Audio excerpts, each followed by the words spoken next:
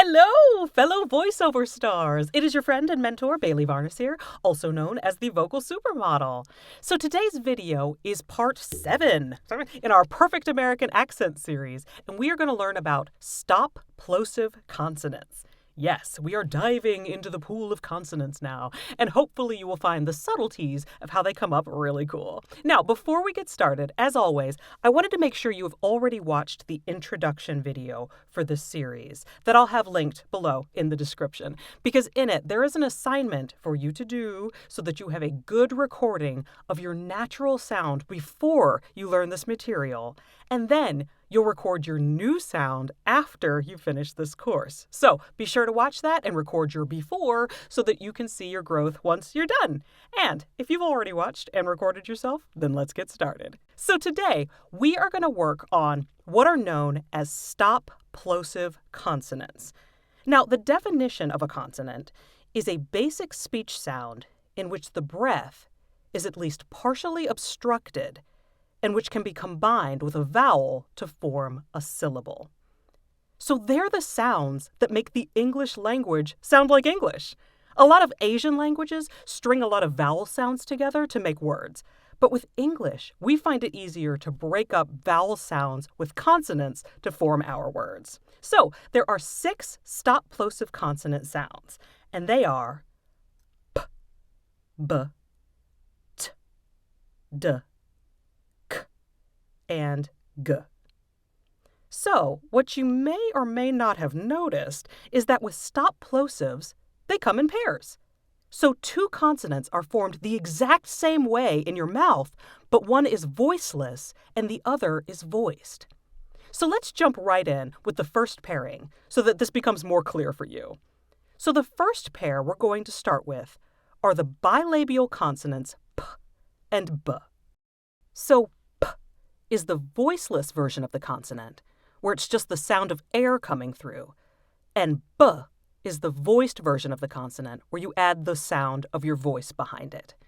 So the mechanical placement for the correct pronunciation of both p and b is a relaxed lower jaw, the tip of your tongue is behind your lower front teeth, you close your lips tightly to stop your breath, and then you relax your lips and open them slightly to release your breath or voice to make the sound.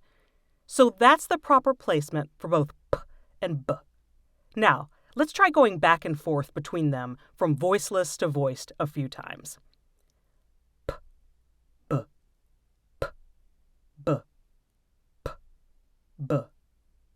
So now, let's say a few words containing p and b for practice. So repeat after me.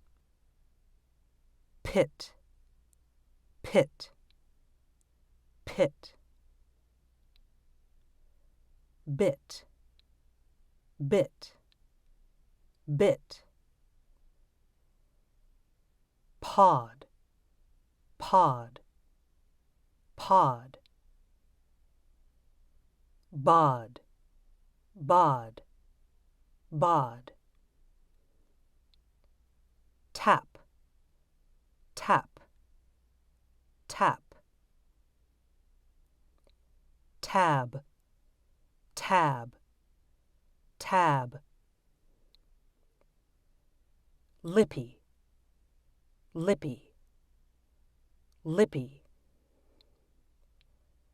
Libby, libby, libby.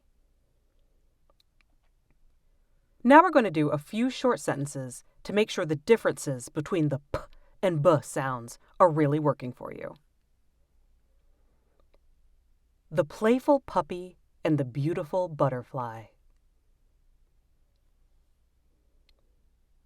The playful puppy and the beautiful butterfly. Betty's brownies are the perfect pastry. Betty's brownies are the perfect pastry. A pilot braced the plane for braking. A pilot braced the plane for braking.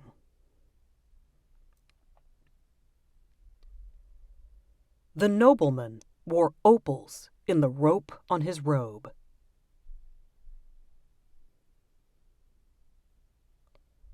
The nobleman wore opals in the rope on his robe.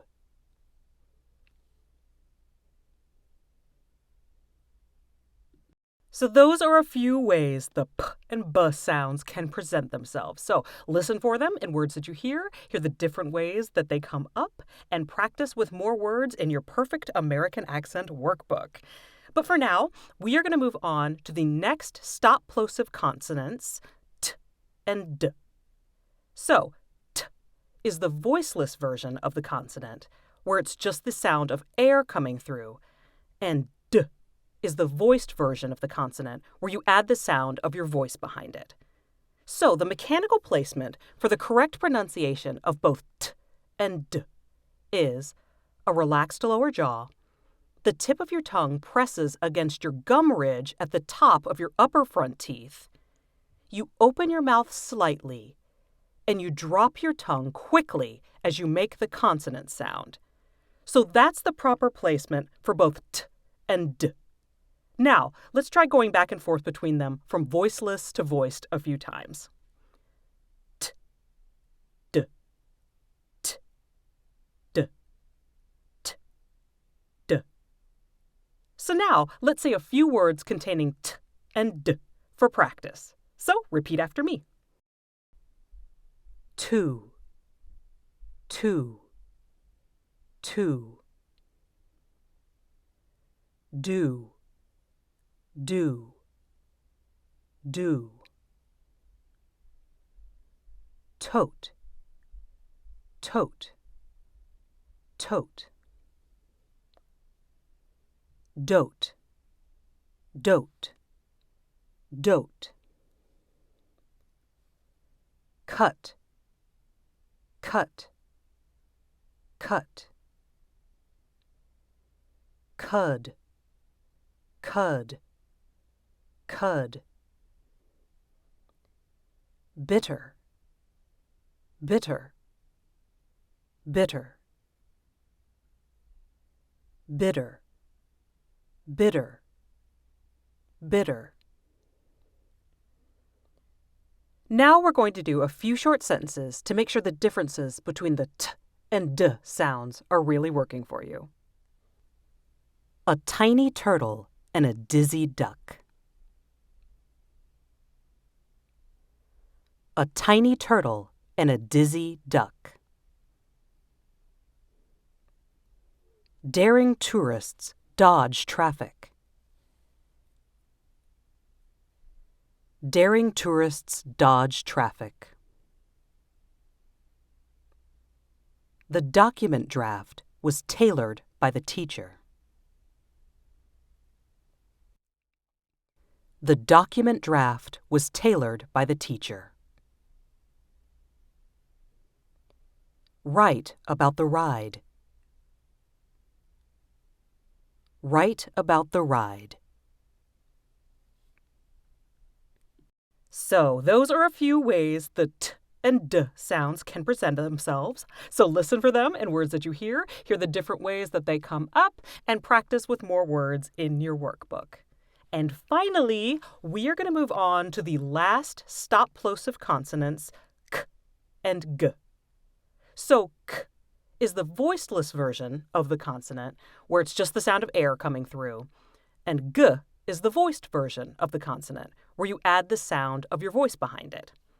So the mechanical placement for the correct pronunciation of both k and g is a relaxed lower jaw. The tip of your tongue is behind your lower front teeth. You open your mouth slightly. Raise the back of your tongue to your soft palate, and you drop your tongue quickly to release your breath or add a sound from your vocal folds. So that's the proper placement for both k and g. Now, let's try going back and forth between them from voiceless to voiced a few times. K, g, k, g, k, g. So now, let's say a few words containing k and g for practice. So, repeat after me. Cut, cut, cut, gut, gut, gut, cram, cram, cram, gram, gram, gram, dock, dock, dock, dog, dog, dog, tucking, tucking, tucking, tugging, tugging, tugging. Now we're going to do a few short sentences to make sure the differences between the k and g sounds are really working for you. A kooky koala and green grasshopper. A kooky koala and green grasshopper. The glamorous guitarist had a klutzy kitten. The glamorous guitarist had a klutzy kitten. The king's gold was gathered in the castle. The king's gold was gathered in the castle. Take back the doggy bag. Take back the doggy bag. So those are a few ways the k and g sounds can present themselves. So listen for them in words that you hear the different ways that they come up or don't come up. So those are the 6 stop plosive consonants. So it can be a really helpful exercise to say them in order so that you can physically feel the difference in your mouth. So the 6 stop plosives paired up in order should sound like this. P, b, t, d, k, g. P, b, t, d, k, g.